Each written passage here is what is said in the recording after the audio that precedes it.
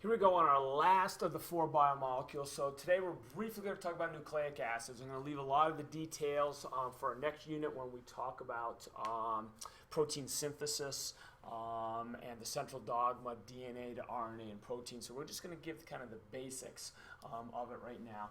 But again, as we can see, nucleic acids, hydrogen, oxygen, carbon. So the same 3 basic molecules. But for nucleic acids now, we're going to add phosphorus. We're going to throw in one more because the backbone of that, there's like a sugar phosphate backbone. So phosphorus is going to be very important in nucleic acids that wasn't in the others. So when we talk about the monomers, so now in the case of nucleic acids, the monomers are called nucleotides. So they are individual pieces that are going to be linked together to give us either DNA or RNA. And that nucleotide has 3 basic parts. So it has a sugar, either ribose or deoxyribose. It's got a nitrogen base, so there's we'll talk about those, and then there's a phosphate group, which becomes important when we link together that sugar phosphate background. So the monomers are the nucleotides that will be linked together to give us the polymers that are the nucleic acids that we're going to look at. So here are 2 kind of cartoon versions of what a nucleotide looks like. So I'm going to start in the lower right hand right now because it's a little bit closer to reality. So it actually shows the elements. So we talked about how there was a sugar. In this case, this one is deoxyribose. It's missing an oxygen down at the bottom there. We have a nitrogen base. In this case, it's adenine. We'll talk about what the others are briefly. And then we've got a phosphate group. And the big thing here, if you look at the phosphate group in the yellow, it's got a negative charge, and that's going to allow us to kind of link things together. Now, in the upper left, here is kind of the cartoon version, and it's basically the same. If you look, you've got a base, and it's either going to be a single ring or a double ring. We've got a sugar, and then we've got a phosphate represented by the ball there. So you should be able to recognize what the basic structure of a nucleotide, whether in the cartoon version or kind of the expanded version. So let's look at how we link them together. So just like we've done since the first one, so when we talked about carbohydrates, we talked about glycosidic linkages. When we talked about proteins, we talked about peptide bonds. When we talked about lipids, we talked about ester linkages. And now with the nucleotides, we're going to talk about a phosphodiester bond. So that condensation reaction, in this case, the specific name given to is a phosphodiester bond. And if we look over here on the left, we've got our phosphate group with an OH. We've got our sugar with an OH. And just like we've seen in so many cases before, we can take an OH from one and H for the other. We remove water, so we end up with a water molecule, and that links those 2 nucleotides together and starts building our chain. So it's no different than the other examples we've seen in the previous groups of molecules.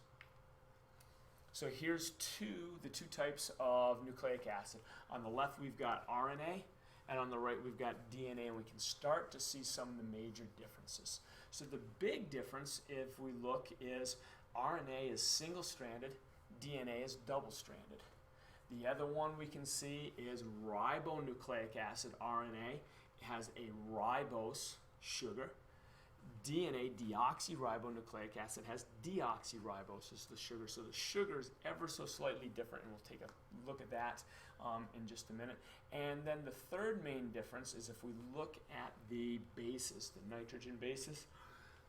Over on the left, we can see we've got A for adenine, G for guanine, C for cytosine. Well, over on the right, we've got those same ones. We've got A for adenine, C for cytosine, and G for guanine. The difference between RNA and DNA is the 4th base. In RNA, it's uracil. In DNA, it's thymine. So that's the third difference there, is that there's one base pair difference. And I'll show you a list of those. But the other thing I want you to see right now is look how they are linked together. There's this sugar phosphate backbone that alternates the sugar and the phosphate that gives it the structure. And here's another one that basically shows the same thing. So again, what are the three differences? Well, single-stranded versus double-stranded. The sugar is going to be different, ribose versus deoxyribose. And as you can see, we've got uracil instead of thymine in the RNA instead of the DNA. So if we look at the differences, the first one's already written there for you, is that DNA has is deoxyribonucleic acid. It has deoxyribose as its sugar. It is double-stranded, and it has thymine. The RNA is ribonucleic acid. Its sugar is ribose.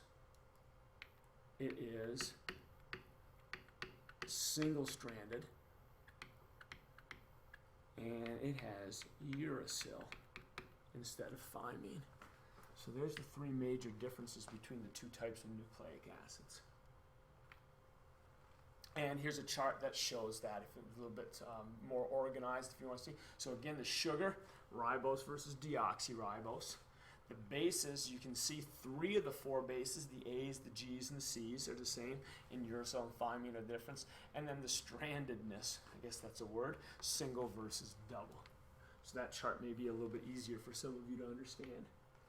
And here, as I said before, it's a very minor difference. And as the name suggests, deoxyribose, it has been deoxygenated. It's got one less oxygen. And if we look at the difference right here, here it is. We've got, on ribose, we've got a hydroxyl group, OH. And on deoxyribose, it's just an H. It's lost an oxygen. So that's the only difference between the two. And if you look, you'll see everything else is identical. And it's called 2-deoxyribose because they number the carbons starting with number 1, number 2. So the deoxy is off the second carbon for there. So there's the difference between the ribose and the deoxyribose. And as I said before, this is going to be a pretty brief explanation. And the main function of nucleic acids is going to be information molecule. Okay, it is the molecule of heredity, so it's passed on from one generation to the next, and that's how we can see the traits that are common between parents and their offspring. So that wraps up our unit on biomolecules. Hopefully you've learned a little bit, and we'll be back with our next unit on cells. So we'll put the biomolecules together and how do they create the organelles in the cells that are actually the basic unit of living things.